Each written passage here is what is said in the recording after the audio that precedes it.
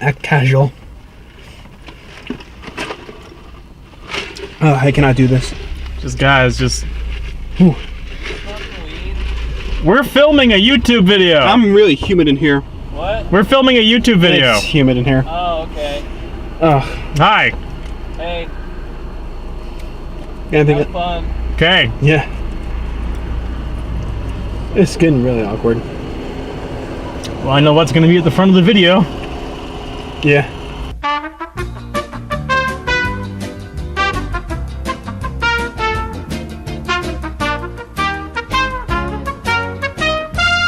Hi, everybody. Hey. How are you doing today? I think I'm doing very well. I hope so. So we just saw Spider-Man Homecoming today. Oh man, that was some good shit. I enjoyed it. It was. So should we start with overall thoughts? Overall thoughts? I thought it was pretty good. It really captured Spider-Man and what he's meant to represent. I agree. I completely agree. I think that I thought that Andrew Garfield was a good actor, but he didn't really represent like his nerdiness. Well, exactly, his nerdiness, and also like the fact that he was really shy. Yeah. When he was in like school and stuff, and then how he was really like, oh yeah, cocky whenever he was Spider-Man. Yeah. Yeah. No, I think they did really good with this Spider-Man film. Like, the whole thing about Spider-Man was that he was just your average kind of teen. He was your nerd, your local nerd. Yeah, and then he just got superpowers, which I think appeals to a lot of people. Yeah. And his whole thing was trying to balance out his superhero life with his regular life. And in this movie, they captured it perfectly. I completely agree. All right, so from here on out, spoilers. Yeah. All right. Spoilers. Okay. So the movie starts off with a recap of the events from Peter's perspective from Civil War, which I have not seen. You have not seen that? I haven't seen that one or Age of Ultron. Yeah, I own the DVD for Civil War, so I can't show you that later. All right, I have to figure out a way to watch Yeah. Age of Ultron. Yeah. So a lot of the recap happens through Parker's little hand Little camera. phone diaries. Oh yeah, phone diary. And it's basically them in Germany or wherever the battle with Captain America takes place, which I thought was really cool. Just like that little perspective shot. Yeah. What they did. Yeah. One thing to note though, right off the bat, we meet his caretaker, I guess you could say. Yeah. The appropriately named Happy, who hates his life, it seems. I get it. I get it. Yeah. Happy Hogan was Happy Hogan. That's his name. I love this movie so much. Yeah. It was really enjoyable too. So at one point, Peter gets his costume from Iron Man. Tony Stark gives him his costume. And one of the important things, like I said, Spider-Man's meant to represent, or not represent, his whole thing is that he's trying to balance out his superhero life with his regular life. Mm-hmm. Well, in the beginning of the film, we already see the conflict with him, kind of leaving behind his regular life. And yeah, like it mentions he quits band and stuff, and he's skipping out academic decathlon. Is that what it was? I'm not sure. That what weird debate club thing. It was. I don't know what that was. So, yeah, he's abandoning all that for a superhero life. Which, I'm sorry, continue. He's desperately wanting. And it doesn't help that, what was it? His things kind of get complicated when his nerdy friend kind of shows up. Yeah, so he's talking to Peter at school about, hey man, I just got this, my new Lego Death Star in, which I am a gigantic Lego nerd, and I can tell you that set is almost at least 10 years old at this point. I would not know. I am a gigantic Lego nerd, and that set is from years and years ago. So he did not get that cheap. Alright. So, yeah, obviously Peter isn't paying attention. He's kind of daydreaming, staring at this girl. Yes. So, what was her name? Liz. Liz, that's right. Yes. Yeah, it was Liz. And we get a weird twist at the end of the movie later. Yeah, so, we did say spoilers, but, so he's zoning out and stuff. He's doing his hero thing. An old lady buys him a churro at one point. Which he does not fail to mention to his caretaker. Yes. And so his whole thing in the first act of this film is like, hey, I want to be an Avenger. Can I do something? No. Basically. And one of the other conflicts is construction workers, or what were they? Yeah, so it starts off at the very end of the first Avengers film with Chitauri. That's what they are, right? Chitauri? Yeah, some sort of giant space alien. Yeah, Chitauri and stuff, all the wreckage and stuff in New York after that battle at the end of the first one, when all the construction workers or contractors, whatever they were, you know what I mean, I'm assuming. Yeah. Yeah. Okay, so they're breaking down everything to try and collect all the alien pieces, get it out of there. And then the FBI comes in. It was the FBI, or it was the Tony Stark's damage control, which I think is a thing in the comics. I think I remember reading something about that. It's like, excuse me, these sodas are gigantic. This lemonade's not helping. Okay, so you got those guys. Tony's crew comes in, and the guys are kind of construction They're workers. really just assholes to these construction workers. Yeah, like, sorry, you gotta get your shit out of here. We don't want you here. But wait a minute, I have a contract with the city. Sorry, that ass doesn't matter. Some some random character's like, you overextended yourself. It was like some guy in a beard, dude. Yeah. No, what I say? Think this, but with money. All right, so Michael Keaton is sorry. No, go ahead. I'm sorry. Michael Keaton punches the guy in the face.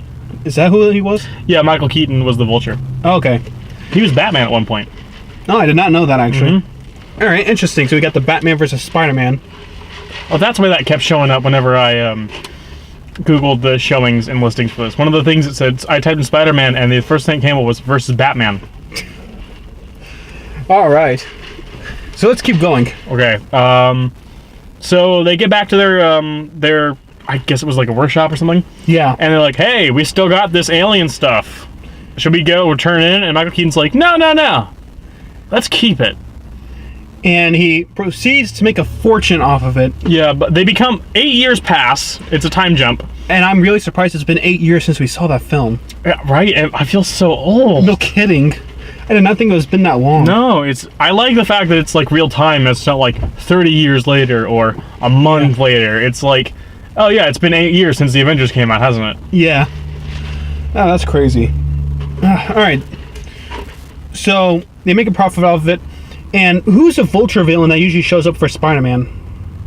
Like in the comics, he has The Green Goblin? No, it's not the Green Goblin. Like, doesn't he have some sort of arch nemesis who, like, is a Vulture?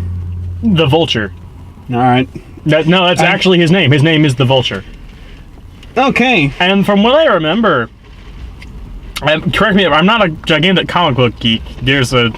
I'm sure there's people on YouTube that can explain that to you. From what I recall, the Vulture wasn't ever really that good of a villain. No, he wasn't. I think that was But it worked in this movie. Well, it seems like with past Spider-Man films, all the movie companies use well-known Spider-Man villains. Like, yeah. And I think Marvel Studios kind of twisted that by I agree, yeah. by taking up a lesser villain and making something out of it. Speaking of lesser-known villains, Shocker is in this movie. Not quite as you think, though. No, I mean, because it's really cool, though, because if you pay attention to the first guy that's Shocker, Yeah. the sleeves on his jacket are in that yellow netting, like in the comic books. I did not Shocker. notice that. Well, it's the only reason I realized it is because I played the Spider-Man 2 video game for the GameCube, and he's one of the bosses in it, and that's the only reason that I know what he looks like. The only Spider-Man video game I had that had Shocker in it was a Game Boy version.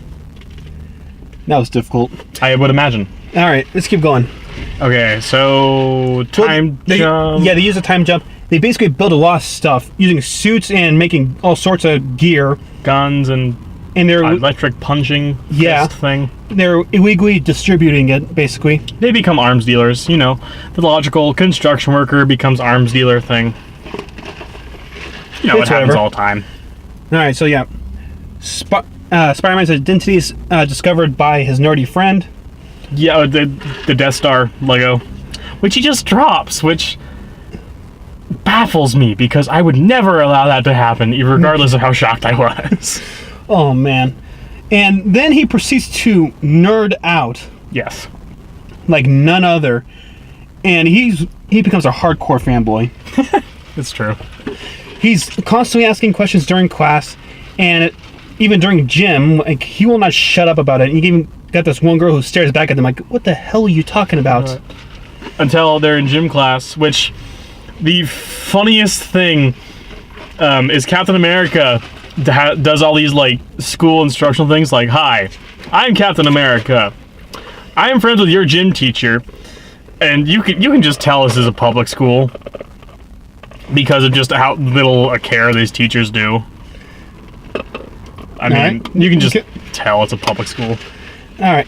So then they get their workout going, and on the benches you got Liz and her like group of friends. Yeah, and they start talking, and apparently Liz has a crush on Spider-Man, and they kind of start talking trash a bit. And so Peter's friend, his fanboy side really does kick in for this scene. You can see the look on his face, like, what? No. And then finally he just blurts out. He's like, you don't know Spider-Man? I said Peter knows Spider-Man. Oh, Peter knows Spider-Man. I heard you don't know Spider-Man. I know Spider-Man. It's the same thing. Yeah, Peter knows Spider-Man. And the whole gym goes silent, like dead silence. And Peter is like in the spotlight. He's like, oh, yeah, I do. The Stark internship, which I'm really not supposed to talk about. This movie was incredibly well acted. And oh man. And apparently he gets invited to go to a party. Liz's party. And he's asked to bring Spider-Man. Which I think this is the perfect time to start talking about Flash Thompson. Oh, go ahead. Flash Thompson was in the original, from what I know of the comic books and of the 90s animated TV show and the Ultimate Spider-Man cartoon. Spider-Man was cool at one point.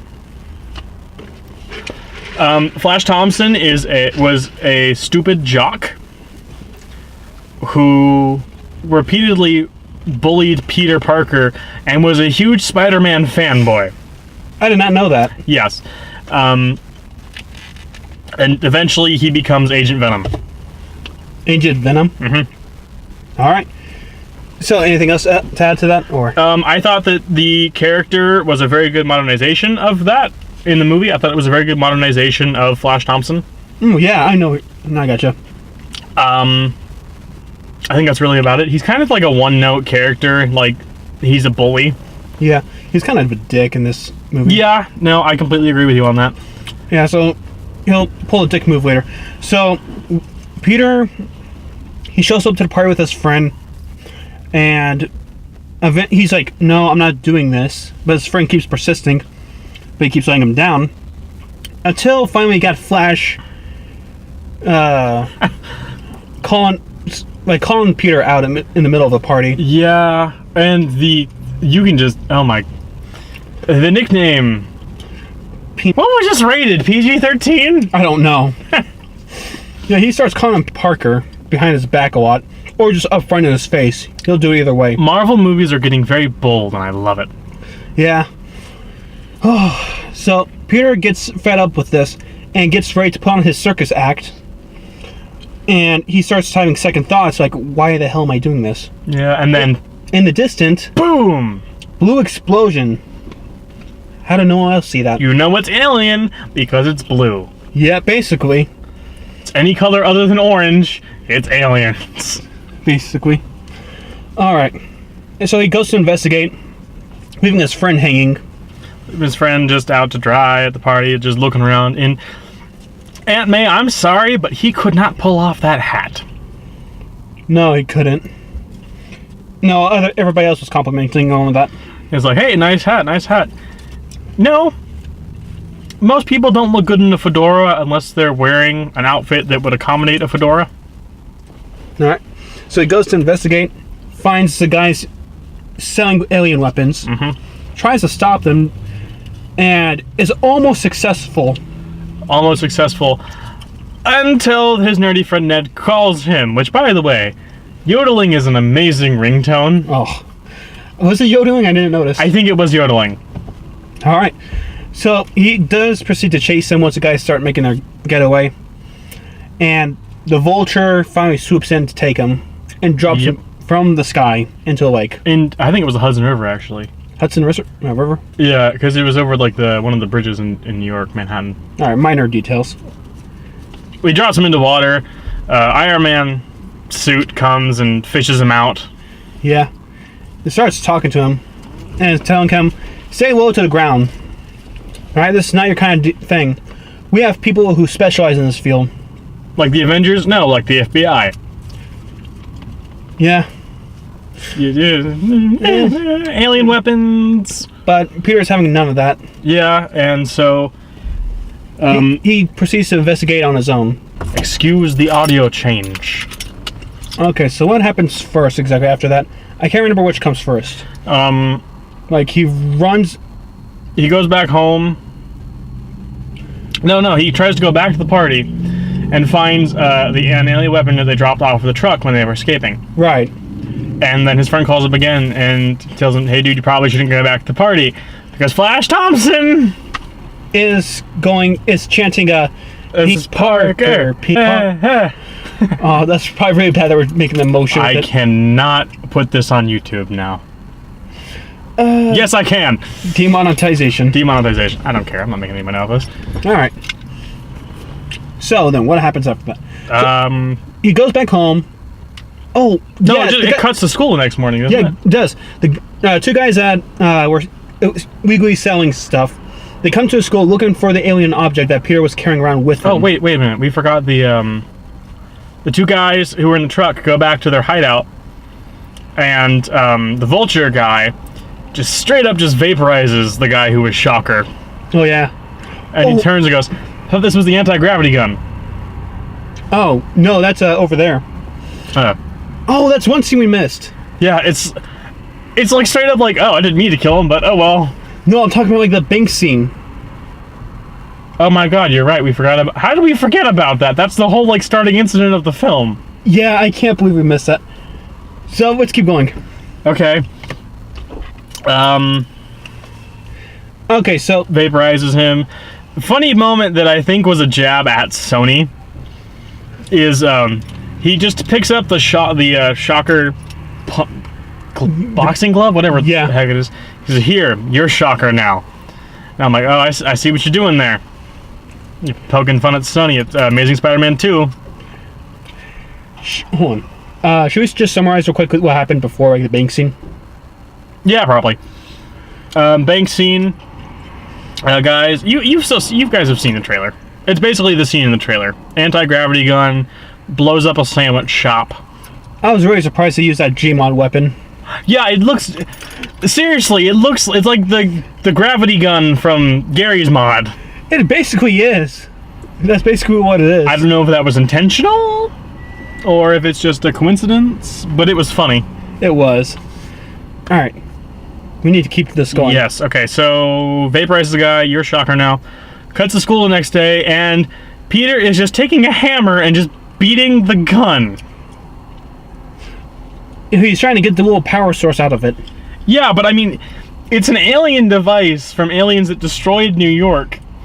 And you're just gonna beat it with a hammer? Oh, it doesn't help that it was a bomb either. Right? I mean, especially when we find out later, it's like, maybe I shouldn't have been destroying things with a hammer.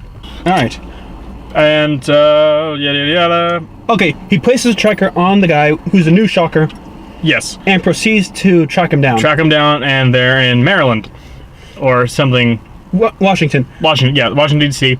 So he goes back up to his academic decathlon. Yeah. Goes like, hey, can I come with you guys? It's like, sure. Seriously, it's so goddamn hot in here. I gotta turn on the car. Holy shit. I turned the car on. I destroyed my gum wrapper too. Why would you destroy the gum wrapper? I wasn't trying to. Alright.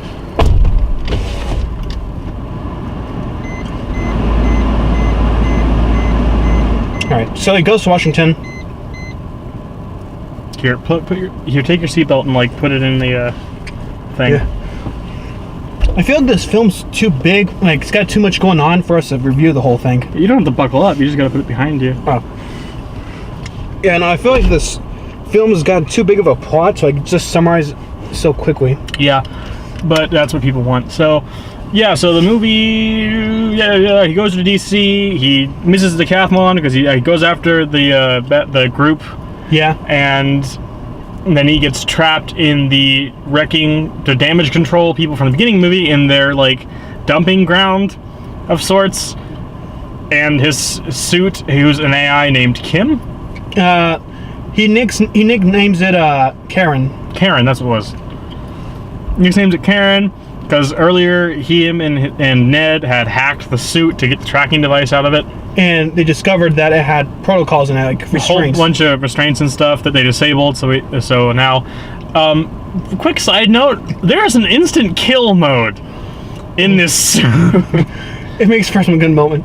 Oh, and there was also that interrogation mode. Interrogation mode. I love it. Alright, so once he's inside the thing, they look at the alien weapon that was in his backpack. It's a bomb. That he got from trying to intercept a robbery. The robbery with the vulture.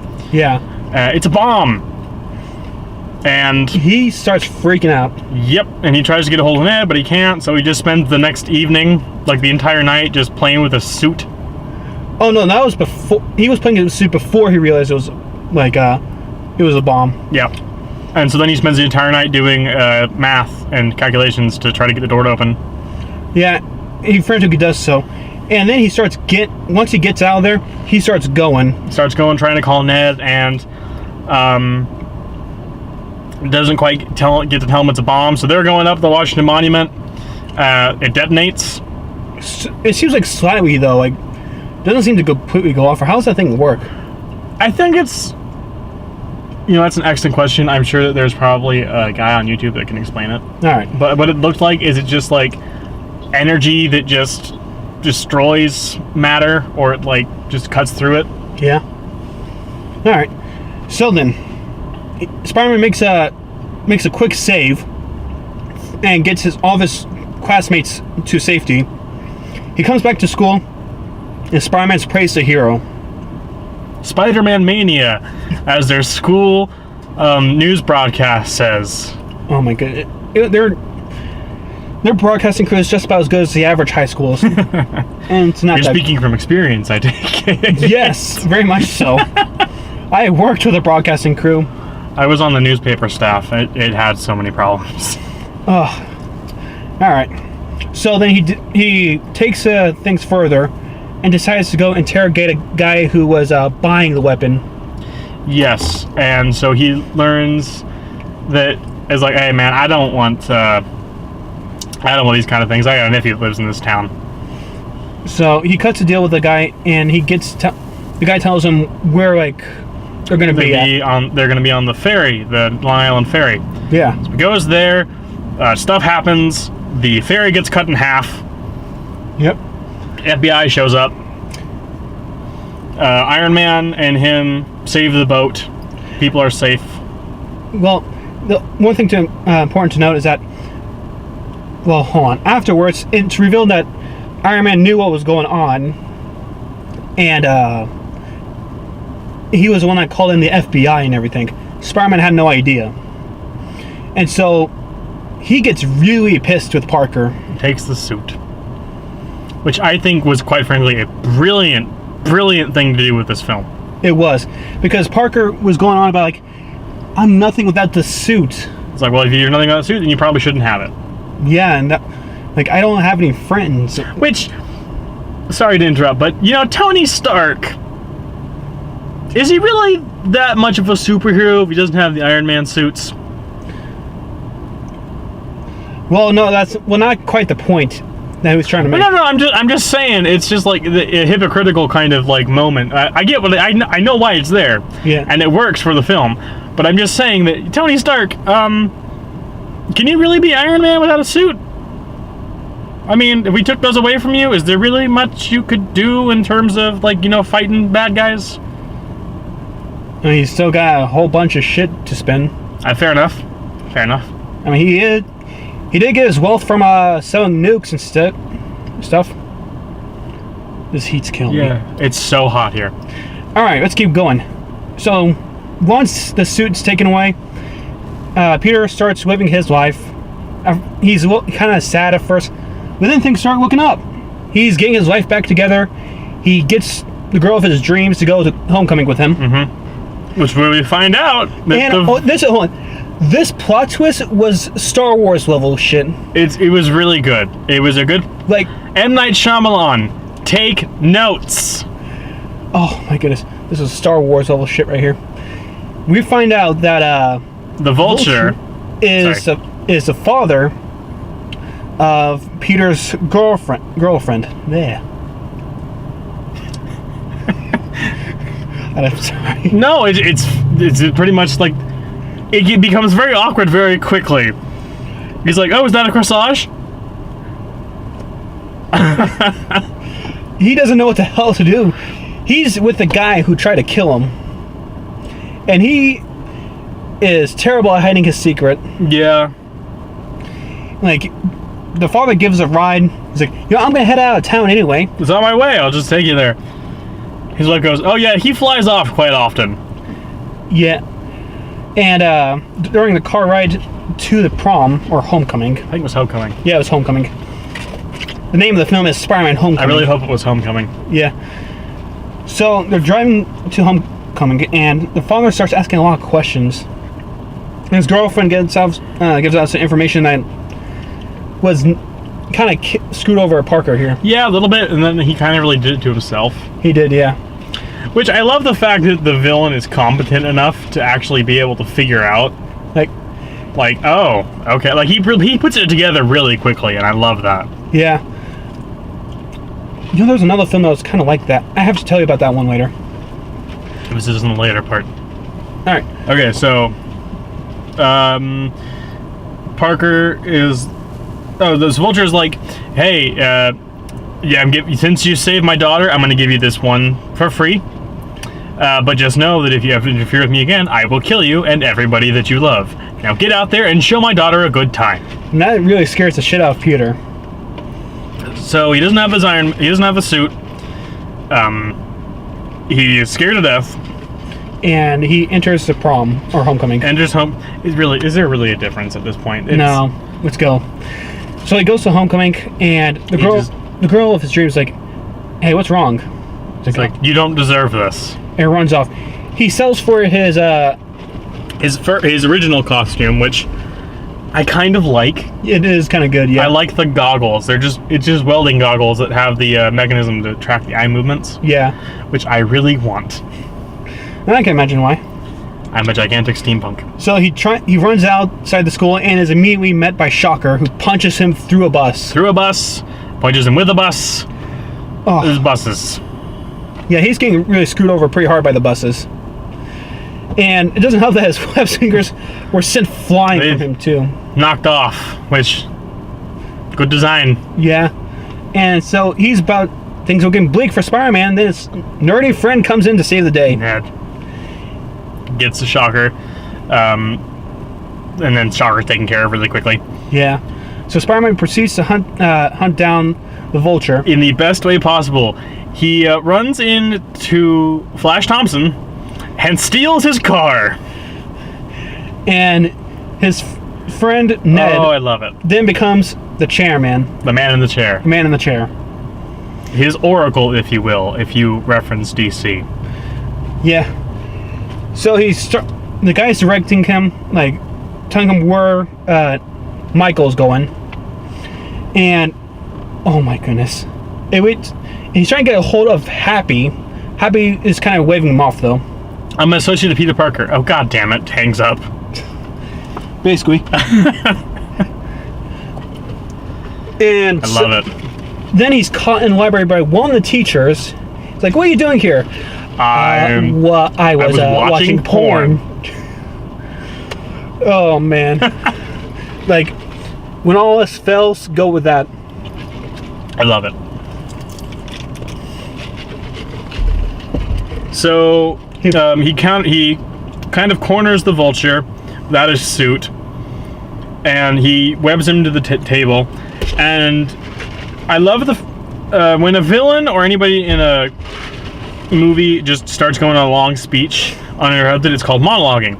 So Spider-Man gets him monologuing, and as he's monologuing about, oh yeah, we just have to, the rich are all out to get us and stuff. And he's like, Peter is, why are you telling me this? He's like, oh, I just needed to give him time to start up.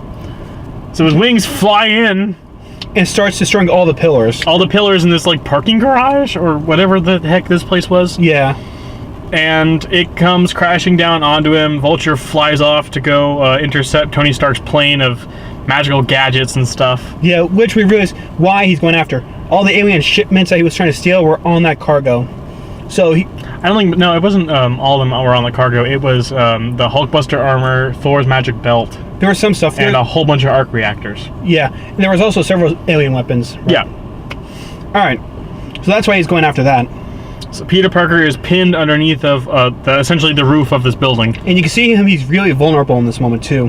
Which I thought was really cool because superheroes, which I'm sure this has been done before, yeah. But well, I liked it in this film because it was a very humanizing moment with this character. I thought so too. I really like those moments when they do that with superheroes, when they humanize them. Like, a lot of times, heroes aren't like that. Usually dark and gritty.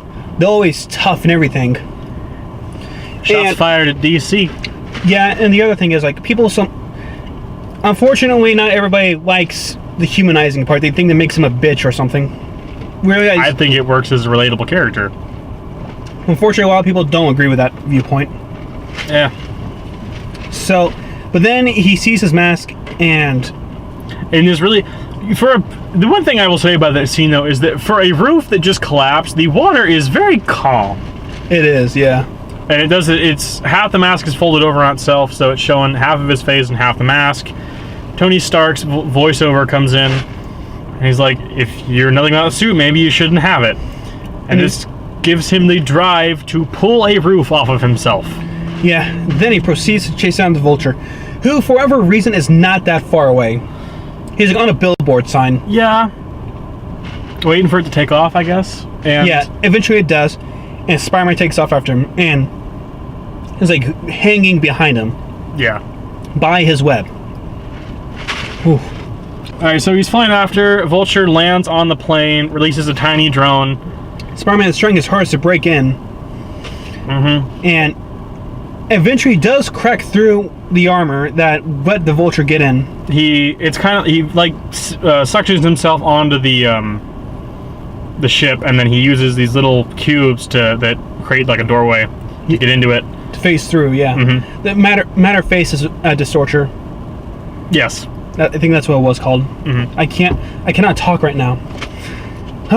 I'm exhausted and it's so goddamn hot. Yeah, it's ridiculous. The hot review. The hot review. A review in a hot car. There we go. Alright. So, fight occurs on the plane. Long story short, plane crashes onto a beach. And then they duke it out for one last time. Spider-Man saves the Vulture from dying because his wings exploded due to a plane crash. Tony Stark and says, "Hey, do you want to join the Avengers?"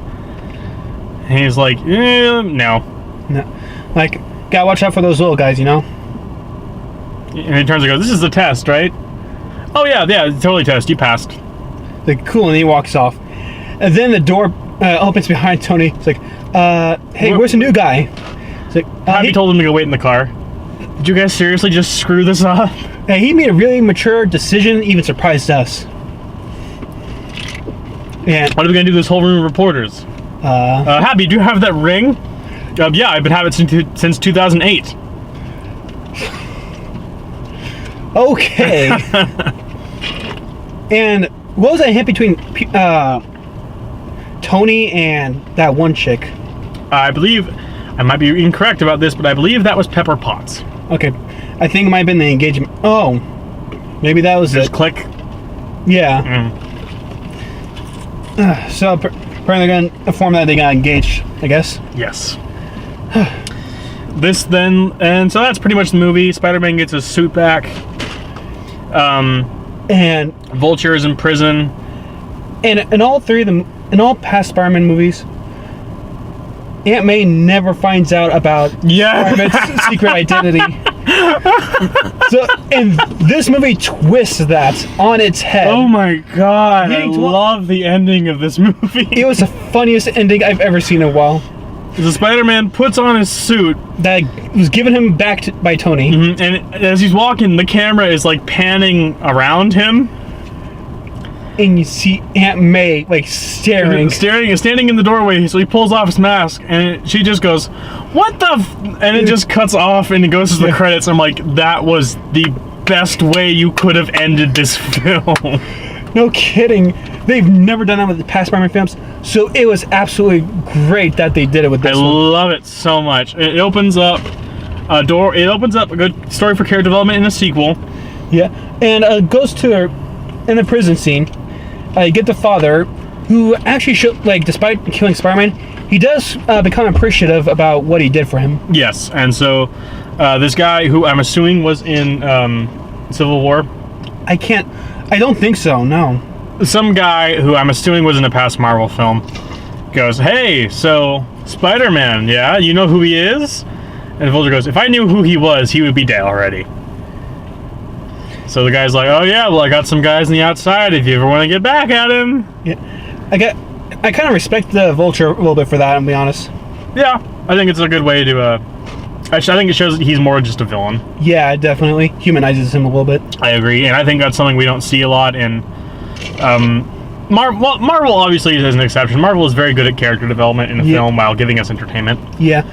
Well, yeah, they're good about giving superheroes, like, humanizing them. Yeah. And honestly, the only DC film I ever found good, to be honest, besides the Batman ones, was Wonder Woman. Oh, Wonder Woman's great. Yeah. Anyway, so yeah. Sorry. After credits scene. Okay, so here's the thing, though. We have built a bad habit of staying at the end, after the credits just to see what goes on. Yes.